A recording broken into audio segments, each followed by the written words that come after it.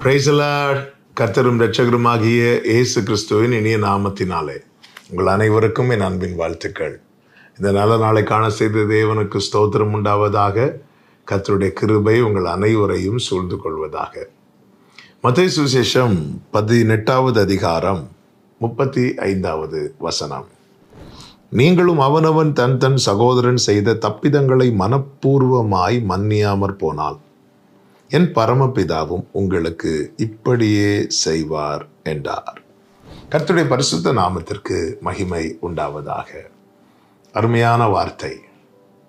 ஆண்டவராக இயேசு கிறிஸ்து ஒரு உவமையை சொல்லிவிட்டு இந்த வார்த்தையை சொல்லுகிறதை நாம் வேதத்தில் பார்க்க முடியும். ஒருவன் கடன் பட்டிருக்கிறான். 10,000 தாலந்து கடன் பட்டிருக்கிறான். கடன் அடைக்க முடியவில்லை. அவனை கடன் கொடுத்தவனுக்கு முன்பாக கொண்டு வருகிறார்கள். கடன் வாங்கினவன் தயவுக்காக கெஞ்சுகிறான்.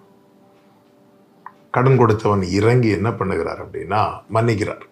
சரிப்பா, வேண்டாம்ப்பா, உன்னை நான் விடுதலை பண்ணுறேன், நீ அந்த கடனை திருப்பி அடைக்க வேண்டாம், நீ திரும்பி போ என்று சொல்லி அவன் மன்னிப்பை பெற்று திரும்பி போகிறான். போகிற வழியிலே மன்னிப்பை பெற்றவனிடத்தில் 100 தாலந்து கடன் வாங்குறவன் வருகிறான். வரும்போது மன்னிப்பை வாங்கினவன் என்ன செய்கிறான் என்றால், அவன் 100 தாலந்து கடன் கொடுத்தான் அல்லவா, அவனுடைய சட்டையை பிடிக்கிறான். சட்டையை பிடிக்கும்போது எப்படி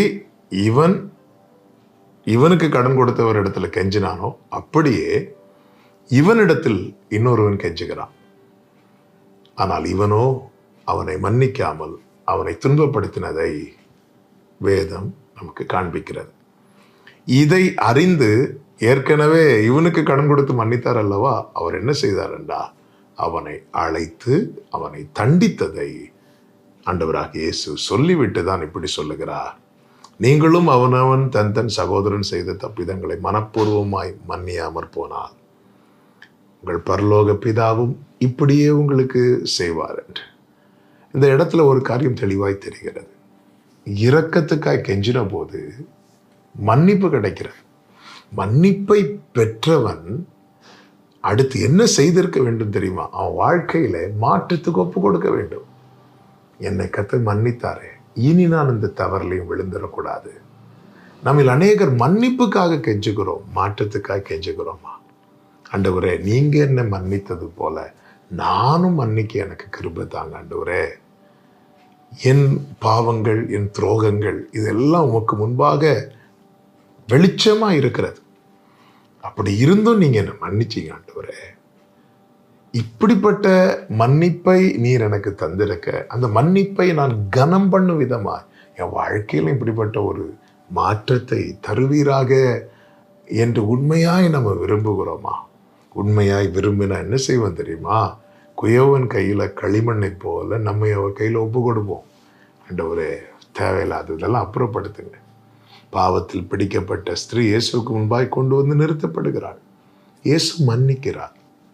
நானும் உன்னை குற்றவாளியாய் தீர்க்கவில்லை என்கிறார். எவ்வளவு பெரிய பாக்கியம். சொல்லிவிட்டு அடுத்த ஒரு வார்த்தை சொல்லுகிறார், இனி பாவம் செய்யாதே. இனி பாவம் செய்யாம இருக்கணும்னா எனக்குள்ள ஒரு மாற்றம் வரணும். அந்த பாவத்தின் மேல எனக்கு ஒரு வெறுப்பு வரணும். அந்த பாவத்துக்கு மேல இருக்கிற அந்த ஈர்ப்பு என்னை விட்டு அகலணும். அப்படின்னா கண்டிப்பா எனக்குள்ள என்ன தேவைன்னா மாற்றம் தேவை.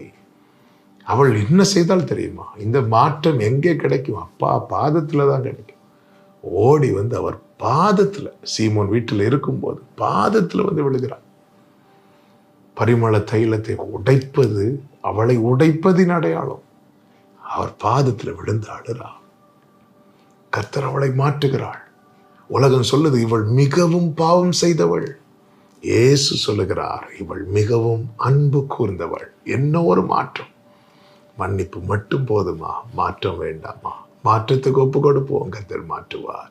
கர்த்தர் உங்களை ஆசீர்வதிப்பார். ஜெபிக்கலாமா? எங்கள் நல்ல தகப்பனே, இரக்கமுள்ள தேவனே, எங்களோடு நீர் பேசின அப்படி நல்ல வார்த்தைகளுக்காக நன்றி. நீர் நல்லவர், நீர் பெரியவர் தகப்பனே. மன்னிப்பை பெற்றிருக்கிறோம்ப்பா.